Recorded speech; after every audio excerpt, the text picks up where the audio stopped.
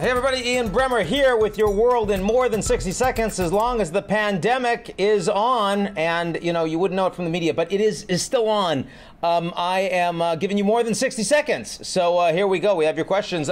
First, the WHO says the coronavirus situation is worsening worldwide. Where is it getting worse? Well, still in about a dozen U.S. states where the reproduction number is greater than 1.0. In other words, we have flattened the curve in the United States as a whole, and New York City has a lot fewer, and the metro area has a lot fewer cases than it used to, a lot fewer deaths. But in 12 states across the country, you still actually have significant increases exponentially, though largely from lower numbers of cases. So there's that. Most of that's in the South, some in the Midwest, and hopefully won't expand dramatically on the back of all of the protests we've had for the last week and a half. And I'm of two minds there. I mean, on the one hand, most of those people, as you've watched on television, are wearing masks, and it's outdoors, and the super spreader incidents that we've seen so far are almost all indoors, meatpacking, processing facilities, and churches, and nightclubs in South Korea.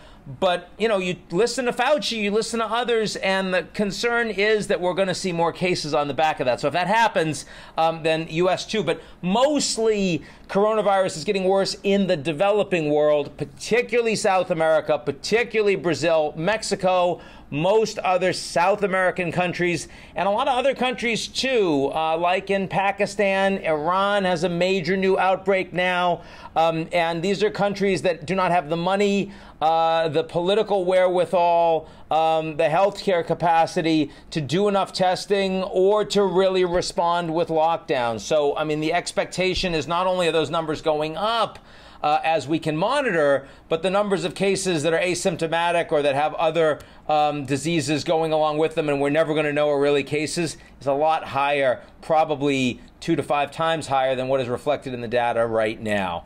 Another question, with calls to defund the police echoing across the United States, what does that actually mean? Well, number one, it means it's not going to happen because Trump opposes it, and Biden, who is the presumptive Democratic nominee, also opposes it. Now, I mean, I understand that a lot of people that are looking at systemic racism in police departments and all of the abuses of police authority that have happened over the course of the decades, and that we're certainly still seeing and seeing very visually on videotape right now, leads to a very emotive reaction.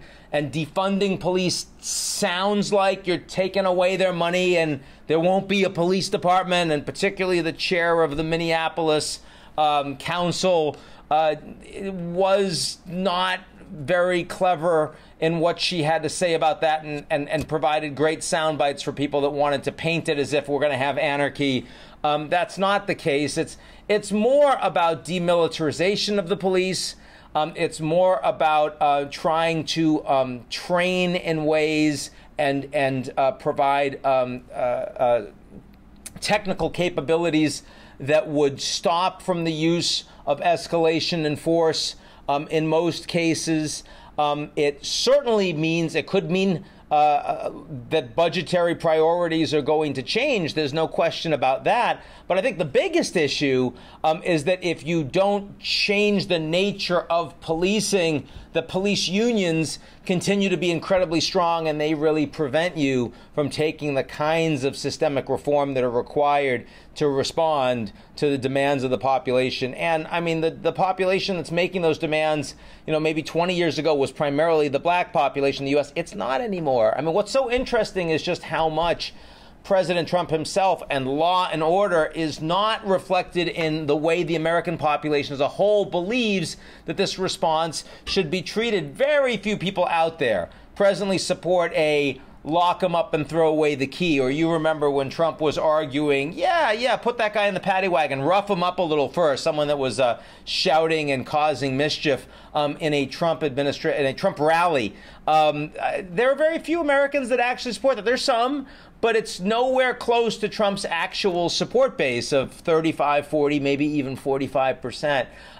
So I do think that you're going to see more systemic reform of the police departments across the country, and some of what we've seen in Camden, New Jersey, an experiment I suspect you're going to see a lot more of, both here in where my neck of the woods, but also more broadly. Finally, it's all pandemic and protests in the news cycle. What other global stories should I be paying attention to? Well, I certainly think the potential for an emerging market debt crisis.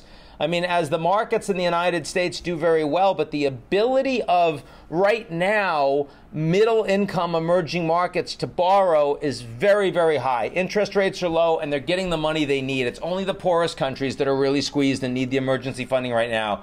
I suspect in 12 and 6 months' time that squeeze is going to grow, and the potential to have real banking crises that metastasize beyond the emerging markets is real, and we should not in any way feel comfortable just because jobs are coming back in the United States. I'd also say focus on leadership in Europe. The fact that the Germans and Angela Merkel is doing so well right now, not only in terms of response to coronavirus, but in terms of getting relief to Southern Europeans that need it and creating a 7-year European budget that will get approved in fairly uncontroversial fashion, either in short order or certainly by the end of this year. No one would have expected that a few months ago. That's a pretty big story. That's your world in more than 60 seconds. I'll be back with you all very soon.